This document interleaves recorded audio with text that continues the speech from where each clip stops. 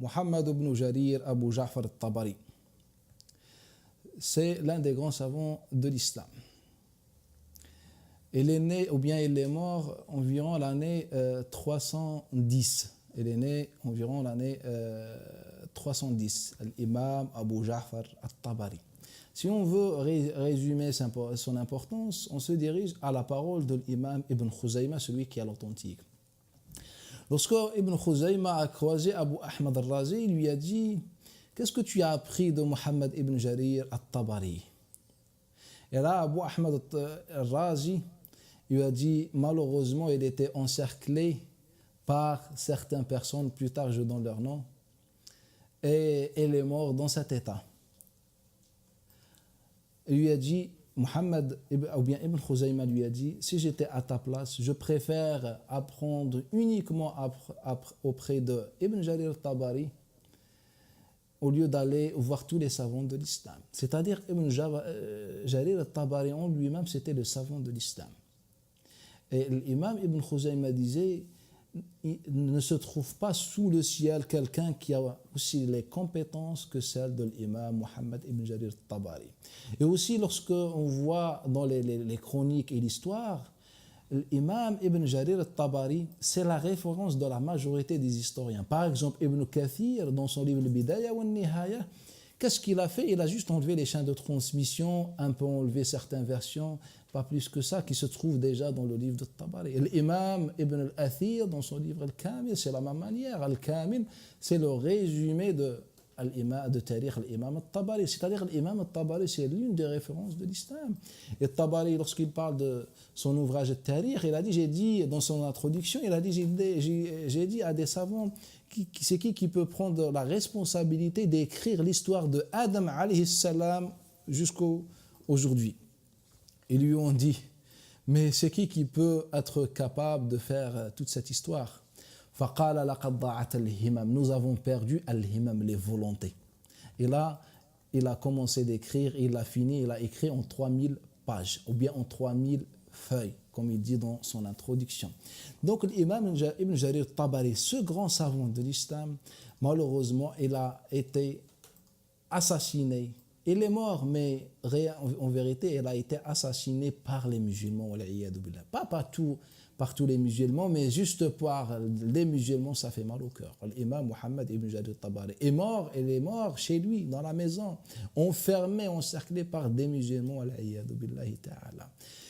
L'histoire du sacrifice de l'imam al-Tabari commence par les savants de gouverneurs, les savants qui veulent donner à la dunya. Un jour, il apprend l'imam ibn Jarir al-Tabari que Abu Bakr ibn Abi Daouda a écrit un livre ou bien a affaibli un hadith du prophète sallallahu alayhi wa sallam. Abu Bakr ibn Daoud, c'est le fils de Abu Daoud, celui qui a as-Sunan. Le père disait sur son fils: il est menteur, kadhab. L'imam Abu Daoud, celui qui a as-Sunan, il disait sur son fils: il est kadhab. On peut prendre n'importe quelle biographie de Abu Bakr ibn Abi Daoud. Lorsque l'imam ibn Jarir al-Tabari apprend que Ibn Abi Daoud a affaibli un hadith, il a écrit un livre de 2 tomes en rapportant les chaînes de transmission de ce hadith. Et ceci nous montre que le hadith le plus rapporté, c'est-à-dire le hadith qui a le plus de chaînes de transmission en islam, c'est ce hadith. La cause qui pousse l'imam al-Tabari d'écrire un livre aussi immense sur un seul hadith, en vérité, elle est plus importante que la chaîne de transmission et les chaînes de transmission. La cause, c'est vraiment concerne la voix de l'Ummah. Car dans cette époque, on était sous la gouvernance de Bani al-Abbas. Et où les descendants du prophète sallallahu alayhi wa sallam, et cette voix a été rejetée par la gouvernance. Et ce hadith, il parle de Ali ibn Abi Talib, le prophète sallallahu alayhi wa sallam, il dit: Allahumma wali man walah wa adi man ada. Oh Allah, prends allié celui qui prend Ali comme allié et prend ennemi celui qui prend Ali comme ennemi. Ça, c'est hadith dont ma connaissance modeste est rapportée par plus de 120 compagnons. Et d'après chaque compagnon, on a plusieurs chaînes de transmission. Et c'est juste de dire que l'imam Ibn Jarir al-Tabari a écrit un livre de 2 volumes sur le hadith, en rapportant les chaînes de transmission de ce hadith, nous donne l'importance de ce hadith et que le prophète sallallahu alayhi wa sallam savait que les gens vont être avec les injustes, mais pas avec les descendants du prophète sallallahu alayhi wa sallam. Les descendants du prophète sallallahu alayhi wa sallam, ce sont eux qui ont fondé l'esprit de la révolution en islam, contrairement aux savants des gouverneurs. C'est pour ça les savants des 4 écoles, l'imam Abu Hanifa, il était avec les descendants du prophète sallallahu alayhi wa sallam et contre le régime de Bani Umayya ibn al-Abbas. Malik ibn Anas a été fouetté à cause de ça, car il était avec les descendants du prophète, contre les injustes de Bani al-Abbas. L'imam Shafi'i a été accusé d'être chiite car il était avec les descendants du prophète sallallahu alayhi wa sallam. Ala kulli hal. Mais cette tentative de Abu Bakr en essayant d'affaiblir le hadith, ce n'est pas par rapport au hadith, c'est par rapport au sens et au contenu du hadith, car le hadith c'est une menace pour les gouverneurs. Surtout dans une époque où les descendants du prophète sallallahu alayhi wa sallam prenaient la responsabilité et se révoltaient contre les injustes. Et donc, afin de bien servir le gouverneur, donc Abu Bakr ibn Abi Daoud, il va affaiblir le hadith. Mais Muhammad ibn Jarir al-Tabari, malgré ce qu'il savait que cette position peut mener à sa mort, mais il a pris la responsabilité de dévoiler la haqiqa, la vérité à la umma de l'islam. Donc, il a écrit son livre. 2 volumes sur un hadith pour montrer que voilà la vérité de l'islam. Ibn Abi Jarir al-Tabari, il avait une autre épreuve. C'était par rapport aux Hanbalites, généralement. Car Abu Bakr ibn Abi Daoud, c'est un Hanbalite de toute façon.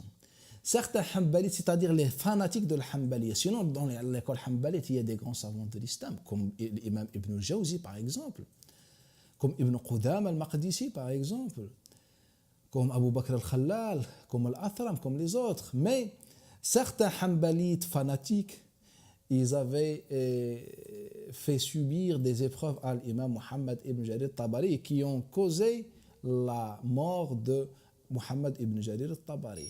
Ibn Jarir al-Tabari n'était pas d'accord avec l'imam Ahmad ibn Hanbal au sujet de la récitation du Coran. Pour lui, la récitation du Coran, le Karim, est un acte des humains, ce n'est pas la parole d'Allah Ta'ala, et c'est ça la parole et la position majoritaire de la Ummah. Que le Coran c'est la parole d'Allah, mais le fait de réciter le Coran est créé par Allah Ta'ala, car on est créé par Allah Ta'ala, et ça c'est ça la position de Bukhari et les autres, ala kulli hal. Donc Ibn Jarir al-Tabari n'était pas d'accord avec Ahmad ibn Hanbal sur ce sujet. Ce n'est pas un sujet fondamental, c'est un sujet de détail dans la croyance musulmane où la divergence est autorisée. Donc, il a donné son avis, sa conviction. Et cette position et cette conviction a augmenté et a rajouté sur le feu qui était déjà allumé par rapport à Abu Bakr ibn Abi Daoud. Et de plus, l'imam Muhammad ibn Jarir al-Tabari, là, il rajoute une chose où les fanatiques hanbalites ne vont jamais accepter. Il a écrit un livre qui s'appelle L'Ikhtilaf, Ikhtilaf al-Ulama, la divergence des savants. Ikhtilaf al-Ulama. Et dans ce livre, il cite pratiquement tous les avis des savants de l'islam, sans qu'il cite l'avis de l'imam Ahmad ibn Hanbal. Et lorsque les Hanbalites ont consulté Muhammad ibn Jarir al-Tabari sur ce comportement, il leur a dit que pour moi, Ahmad ibn Hanbal, c'est l'un des grands savants de l'islam dans le hadith, mais dans le fiqh, il n'a pas une position, bien une école juridique. C'est pour ça que je ne l'ai pas cité. Notre sujet, ce n'est pas est-ce que Ahmad est un savant de le fiqh ou pas, mais on parle d'une vérité, d'une conviction. Quand un savant, lorsqu'il donne une conviction, il se fait rejeter, même assassiner par la Ummah de l'islam, c'est ça ce qui est malheureux.